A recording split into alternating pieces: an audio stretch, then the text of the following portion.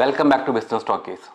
ഇന്നത്തെ എനിക്ക് ഒരു ഇൻട്രസ്റ്റിംഗ് ആയിട്ടുള്ളൊരു ടോപ്പിക്കാണ്. നമ്മൾ ഒട്ടുമിക്ക ആൾക്കാരും എനിക്ക് എങ്ങനെ സേവിങ്സ് ഉണ്ടാക്കാം, എനിക്ക് കിട്ടുന്ന സാലറി ഉപയോഗിച്ചിട്ട് എനിക്ക് എങ്ങനെ എൻ്റെ പേഴ്സണൽ കാര്യങ്ങൾക്ക് എങ്ങനെ ചിലവഴിക്കാം. അതേമാതിരി നിങ്ങൾ ഇന്ന് വർക്ക് ചെയ്യുന്ന UAE വർക്ക് ചെയ്യുന്ന അല്ലെങ്കിൽ ഇന്ത്യയിൽ വർക്ക് ചെയ്യുന്ന ഒരാളാണെങ്കിലും നമ്മളുടെ മന്ത് എൻഡ് ആവുമ്പോഴേക്കും നമ്മുടെ സാലറി നമുക്ക് കിട്ടുന്നത് മതിയാവാണ്ടായിട്ട് വരും. അതായത് അത് ഒരു 1000 രൂപ കിട്ടുന്ന ഒരാളായാലും 1,00,000 രൂപ കിട്ടുന്ന ഒരാളായാലും if you don't have a financial planning നമ്മുടെ മന്തിൻ്റെ ആകുമ്പോൾ നമുക്ക് വേറൊരാൾ ഡിപ്പെൻഡ് ചെയ്യേണ്ടി വരും. അല്ലെങ്കിൽ ഏതെങ്കിലും ക്രെഡിറ്റ് കാർഡ്സ് അല്ലെങ്കിൽ ടാബി സിസ്റ്റം, അതേമാതിരി പൈസ ലിവറേജ് ചെയ്യുന്ന ഏതെങ്കിലും ഒരു സിസ്റ്റത്തിനെ നമ്മൾ ഡിപ്പെൻഡ് ചെയ്യേണ്ടി വരും. അതേമാതിരി ഇപ്പോൾ നിങ്ങളൊരു പാരൻ്റ് ആണെങ്കിൽ നിങ്ങൾക്ക് എങ്ങനെ നിങ്ങളുടെ പിള്ളേർക്ക് എങ്ങനെയാണ് മണി സേവ് ചെയ്യേണ്ടത്, എങ്ങനെ നിങ്ങൾക്ക് കിട്ടുന്ന ഒരു 10 രൂപ അല്ലെങ്കിൽ 100 രൂപ അല്ലെങ്കിൽ ഒരു 1000 രൂപ കിട്ടുന്നുണ്ടെങ്കിൽ അതിൽ നിന്ന് എങ്ങനെ നിങ്ങൾക്ക് സേവ് ചെയ്തിട്ട് എങ്ങനെ ഒരു ബെറ്റർ ഫിനാൻഷ്യൽ പ്ലാനിങ് ഉണ്ടാക്കാമെന്ന് ആഗ്രഹിക്കുന്ന ഒരാളാണെങ്കിൽ നിങ്ങൾക്ക് ഈ video you should must watch. Okay, so let's dive into today's video Business talkies.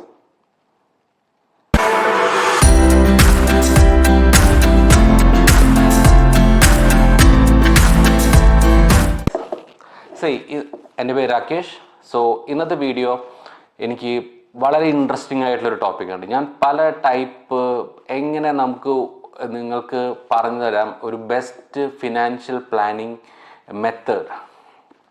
അതായത് നമുക്ക് എല്ലാവർക്കും അറിയാം, നമുക്ക് ഒരു 100 രൂപ കിട്ടുന്ന ഒരാളാണെങ്കിലും 1,00,000 രൂപ കിട്ടുന്ന ഒരാളാണെങ്കിലും നിങ്ങൾക്ക് ഒരു പ്രോപ്പറായിട്ടുള്ള ഒരു സേവിങ്സ് മെത്തേഡ് ഇല്ലെങ്കിൽ at the end of the day, end of the month നിങ്ങൾ വേറൊരാളുടെ അടുത്ത് നിന്ന് പൈസ കടം ചോദിക്കുന്ന ഒരാളായിരിക്കും. അല്ലെങ്കിൽ നിങ്ങൾ ഏതെങ്കിലും ടാബി അല്ലെങ്കിൽ ക്രെഡിറ്റ് കാർഡിന് ഡിപ്പെൻഡ് ചെയ്തിട്ടായിരിക്കും നിങ്ങളുടെ ആ ഒരു മന്ത് അല്ലെങ്കിൽ ബാക്കിയുള്ള കാര്യങ്ങൾ മുന്നോട്ട് കൊണ്ടുപോകുന്നത്. സോ ഇതൊരു ലോങ് ടേമിലേക്ക് നമുക്ക് എങ്ങനെ ഒരു വളരെ പ്രിപ്പയർ ആയിട്ട് നമുക്ക് നമ്മളുടെ കാര്യങ്ങൾ എങ്ങനെ മുന്നോട്ട് കൊണ്ടുപോകാം എന്നാണ് ഈ വീഡിയോയിൽ ഞാൻ നിങ്ങൾക്ക് പറയാൻ പോകുന്നത്.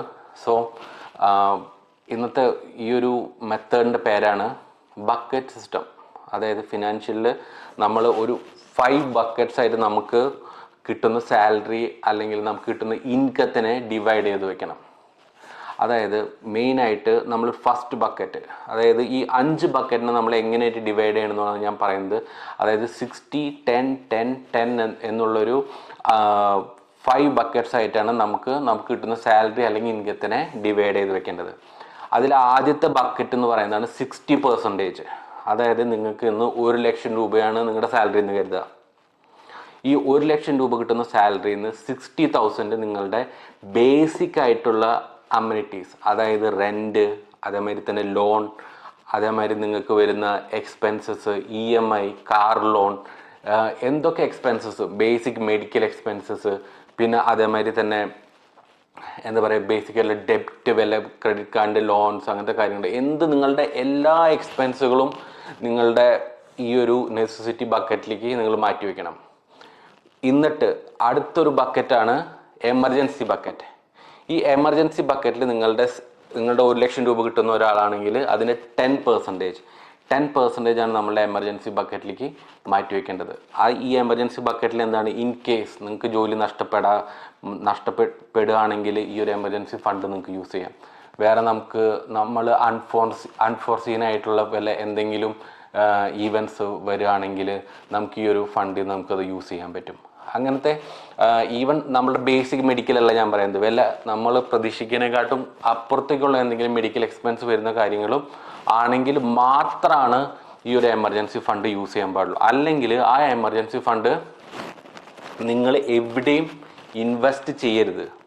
ഇൻവെസ്റ്റ് ചെയ്യാണ്ട് അത് സെപ്പറേറ്റ് നിങ്ങളുടെ ഒരു ബാങ്ക് അക്കൗണ്ടിൽ മാത്രമായിട്ട് വെക്കുക. കാരണം അത് റെഡിലി അത് അവൈലബിൾ ആയിരിക്കണം, അത് എപ്പോൾ നിങ്ങൾക്ക് ഈ ഒരു ഫണ്ടിൻ്റെ ആവശ്യം വന്നാലും. ഓക്കെ, അതാണ് എമർജൻസി ഫണ്ട്. ഇനി അടുത്തൊരു ബക്കറ്റാണ് നിങ്ങൾക്കൊരു 1 lakh കിട്ടുകയാണെങ്കിൽ അതാണ് ഇൻവെസ്റ്റ്മെൻറ്റ് ഫണ്ട് എന്ന് പറയുന്നത്.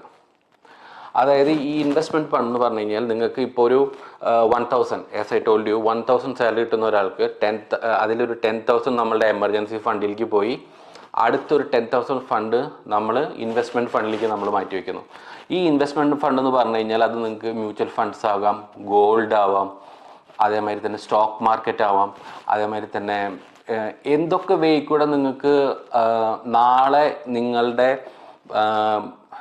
ടൈം അല്ലെങ്കിൽ നിങ്ങളുടെ പ്രയത്നം ഇല്ലാതെ ഈ ഇൻവെസ്റ്റ്മെൻറ്റ് ഫണ്ടിൽ നിന്ന് പൈസ വന്നുകൊണ്ടേയിരിക്കണം. അതായത് ഞാൻ ഇന്നൊരു 10,000 ഈ ഒരു ഫണ്ടിൽ ഇട്ടു, അടുത്ത മാസം എനിക്ക് ഈ ഒരു ഫണ്ടിൽ ഇന്ന് ഒരു 500 രൂപ അല്ലെങ്കിൽ അറ്റ്ലീസ്റ്റ് ഒരു 100 രൂപ നമുക്ക് ഇൻട്രസ്റ്റ് ആയിട്ടോ ഏതെങ്കിലും ടൈപ്പിൽ അതിനൊരു അപ്രിഷിയേഷൻ കിട്ടുകയാണെങ്കിൽ ആ ഒരു ഇൻവെസ്റ്റ്മെൻറ്റ് ഫണ്ടിലേക്ക് നമ്മൾ മാറ്റി വയ്ക്കുക. പക്ഷെ അത് ലോസ് എന്നുള്ള രീതിയിലേക്ക് പോകരുത്. അതിൽ മാക്സിമം നിങ്ങൾ ഇൻവെസ്റ്റ്മെൻറ്റിൽ നമുക്ക് മെച്ചപ്പെടാം, നമ്മളുടെ ലോസിലേക്ക് പോകാണ്ട് എങ്ങനെ അതിന് ഗ്രോത്തിലേക്ക് ആക്കുക എന്നുള്ള രീതിയിലേക്കുള്ള ഫണ്ട്സിൽ മാത്രമാണ് ഇൻവെസ്റ്റ്മെൻറ്റ് ഫണ്ടിൽ ഇൻവെസ്റ്റ് ചെയ്യാൻ പാടുള്ളൂ. ഇപ്പം ഞാൻ ഫോർ എക്സാമ്പിൾ ഞാൻ പറഞ്ഞുതരാം. ഇപ്പം നമ്മൾ ചിലപ്പോൾ എന്താ പറ്റുകയെന്ന് വെച്ച് കഴിഞ്ഞാൽ നമ്മൾ സ്റ്റോക്സിൽ ഇട്ടു എന്ന് വയ്ക്കുക. ഫോർ എക്സാമ്പിൾ ഇന്നത്തെ കാലത്ത് നമുക്ക് എല്ലാവർക്കും ഫാസ്റ്റ് റിട്ടേൺസ് ആണ് നമുക്ക് വേണ്ടി വരിക. പക്ഷേ നമ്മൾ ഈ ഇൻവെസ്റ്റ്മെൻറ്റ് ഫണ്ടിൽ നിന്ന് നമുക്ക് ഫണ്ട് ഒരിക്കലും പെട്ടെന്ന് എടുക്കുന്ന സമയത്ത് ചിലപ്പോൾ സ്റ്റോക്ക് ലോസിലേക്ക് പോയി കരുതുക. അപ്പോൾ എന്താ പറ്റുക, നമുക്ക് നമ്മളുടെ ഫണ്ട് മൈനസിലായാലും നമുക്ക് ആ ഫണ്ട് എടുത്തേ പറ്റൂ. സോ ആ ഒരു സിനാരി ഒഴിവാക്കാനായിട്ട് നിങ്ങളത് അത് പല തലത്തിലായിട്ട് നിങ്ങളുടെ ഇൻവെസ്റ്റ്മെൻറ്റ് ഫണ്ടിനെ ഡിവൈഡ് ചെയ്തിടുക.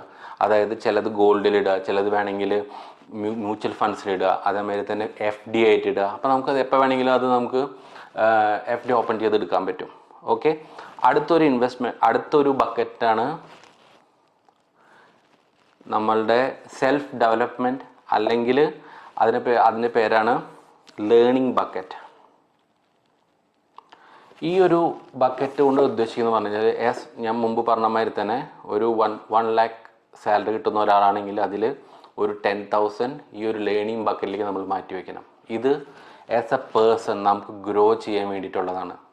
നമ്മളുടെ സ്റ്റഡീസിൽ ഈവൻ നമ്മൾ വിചാരിക്കും നമ്മളുടെ പഠിത്തം കഴിഞ്ഞ് നമുക്ക് ജോലി കിട്ടി കഴിഞ്ഞാൽ നമുക്ക് വീണ്ടും വേറെ ഒന്നും പഠിക്കേണ്ട എന്നുള്ളത്. അങ്ങനെയല്ല വേണ്ടത്. നമുക്ക് നമ്മളുടെ ലൈഫിൽ മുന്നോട്ട് നമ്മൾ ഗ്രോത്ത് ഉണ്ടാവണമെങ്കിൽ we should keep learning new things. അതായത് നമ്മൾ എന്തൊക്കെ പുതിയതായിട്ടുള്ള ടെക്നോളജീസ് വരുന്നുണ്ട്, എന്തൊക്കെയാണ് ഇപ്പോൾ AI കുറേ applications, how to use AI in a good manner. നമ്മൾ ഇന്നത്തെ കാലത്ത് ChatGPT ഒക്കെ ജസ്റ്റ് വെറുതെ നമ്മളുടെ ഇമെയിൽ ഫ്രെയിം ചെയ്യാൻ അല്ലെങ്കിൽ ജസ്റ്റ് അതിനെപ്പറ്റിയുള്ള കുറച്ച് ഡീറ്റെയിൽസ് അറിയാൻ വേണ്ടി മാത്രമല്ല, പക്ഷേ അതിനെക്കാട്ടും അപ്പുറത്തേക്ക് ഇന്ന് AI ഒക്കെ വളർന്നിട്ടുണ്ട്. സോ നമുക്ക് ഇൻട്രസ്റ്റിംഗ് ആയിട്ടുള്ള ഏത് മേഖലയ്ക്കാണോ നമ്മളുടെ അത് AI ആവാം, സോഫ്റ്റ്വെയർ ആവാം, അല്ലെങ്കിൽ നമുക്ക് ഇൻട്രസ്റ്റിംഗ് ആയിട്ടുള്ള ഏത് മേഖല വേണമെങ്കിലും നമുക്ക് ചൂസ് ചെയ്യാം.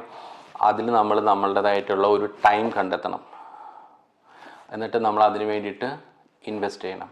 So we should keep our total from 10% to learning bucket. പിന്നെ അടുത്തതായിട്ട് വരുന്നൊരു ബക്കറ്റാണ് ഫണ്ട് ബക്കറ്റ്. ഫണ്ട് ബക്കറ്റിൽ നമുക്ക് അതും ഒരു 10% മാത്രമാണ് നമുക്ക് നമുക്ക് 1 lakh സാലറി ഉണ്ടെങ്കിൽ 10,000 മാത്രമാണ് ഈ ഫണ്ട് ബക്കറ്റിൽ മാറ്റി വയ്ക്കാൻ പാടുള്ളൂ. അത് നിങ്ങൾക്ക് അറിയാവുന്ന മാതിരി തന്നെ അത് നമ്മളുടെ വാച്ചിങ് മൂവീസ് ആവാം, നമുക്ക് ഇഷ്ടപ്പെട്ട എന്ത് കാര്യങ്ങളായ ഹോബീസ്, എന്തെങ്കിലും ഒരു ഹോബീസിന് പോകുന്നതായിരിക്കാം, അല്ലെങ്കിൽ ഒരു ഔട്ട്സൈഡ് ട്രിപ്പ് പോകുന്നതായിരിക്കാം. പക്ഷേ ഈ ഫണ്ട് ബക്കറ്റിൽ ആ ഒരു വേറെ ഫണ്ടിൽ നിന്നുള്ള വേറെ ബക്കറ്റിൽ നിന്ന് എടുത്തിട്ട് നമ്മൾ ഒരിക്കലും ഫണ്ട് ബക്കറ്റിൽ ഇടരുത്. ഫണ്ട് ബക്കറ്റിൽ ഇപ്പോൾ നമ്മളൊരു ട്രിപ്പ് പോകുന്നുണ്ടെങ്കിൽ നമ്മൾ ആ ഒരു 10% നമ്മൾ ആ ഒരു ട്രിപ്പിന് നമുക്ക് അതിലുള്ള ഫണ്ട് ആവുന്നോ അന്ന് മാത്രമാണ് നമ്മൾ ആ ഫണ്ട് ബക്കറ്റിലെ ഫണ്ട് ഉപയോഗിച്ചിട്ട് നമ്മൾ ചെയ്യാൻ പാടുള്ളൂ എന്ത് എൻ്റർടൈൻമെൻറ്റ് ആക്ടിവിറ്റീസും. സോ ഇന്നത്തെ വീഡിയോയിൽ നമുക്ക് പറയാവുന്നത് എന്താണെന്നുള്ളത്, അതായത് നമ്മളുടെ സാലറിയുടെ 60% നെസസിറ്റി ഫണ്ട്സിന് മാറ്റി വെച്ചു. അത് കഴിഞ്ഞിട്ട് ബാക്കിയുള്ളത് നമ്മളൊരു എമർജൻസി 10% മാറ്റി വെച്ചു. പിന്നെ അടുത്ത് നമ്മൾ എന്തിനു വെച്ച് നമ്മുടെ സെൽഫ് ലേണിംഗ് വേണ്ടിയിട്ട് നമ്മൾ ബക്കറ്റിലേക്ക് മാറ്റി വെച്ചു. പിന്നെ ഫൺ എന്നുള്ള രീതിയിൽ നമ്മൾ മാറ്റി വെച്ചു.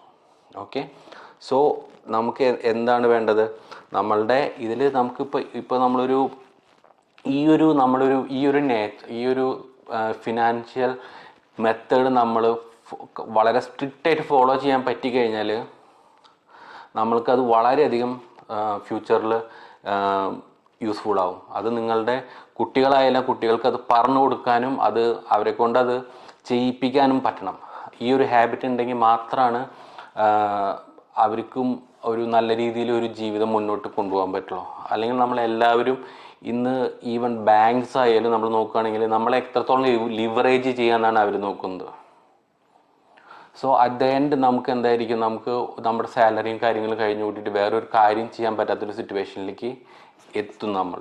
സോ അത് അവോയ്ഡ് ചെയ്യാൻ വേണ്ടിയിട്ട് നിങ്ങൾ ഈ ഒരു സ്ട്രിക്ട്ലി ഈ ഒരു പ്ലാൻ ഇംപ്ലിമെൻറ്റ് ചെയ്ത് കഴിഞ്ഞാൽ നിങ്ങൾക്ക് പറ്റും.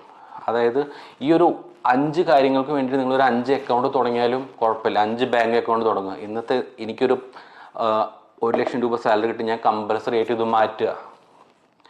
ഇപ്പം നിങ്ങൾ വേറൊരു കാര്യം കൂടെ പറയാം. ഇപ്പം ഞാൻ ഈ വീഡിയോ നിങ്ങൾ കേൾക്കുന്ന സമയത്ത് നിങ്ങൾ ഓൾറെഡി ഡെപ്റ്റിലുള്ള ആണെങ്കിൽ അറ്റ്ലീസ്റ്റ് ഈ 60% എന്നുള്ളത് നിങ്ങളുടെ മാക്സിമം നിങ്ങൾ അതിലേക്ക് മാറ്റിയിട്ട് ഒരു 1% എങ്കിലും ബാക്കിയുള്ള 4 ബക്കറ്റിലേക്ക് നിങ്ങൾ മാറ്റാൻ നോക്കുക.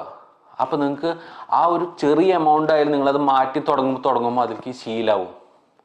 എന്നാൽ മാത്രമാണ് നമുക്ക് ആ ഒരു ഹാബിറ്റ് നമുക്ക് വളർത്തിയെടുക്കാൻ പറ്റുള്ളൂ. സോ ഈ ഒരു video I feel that everybody should watch more and more so that you will get a clear idea how to plan financially well. Okay? Thank you and have a wonderful day.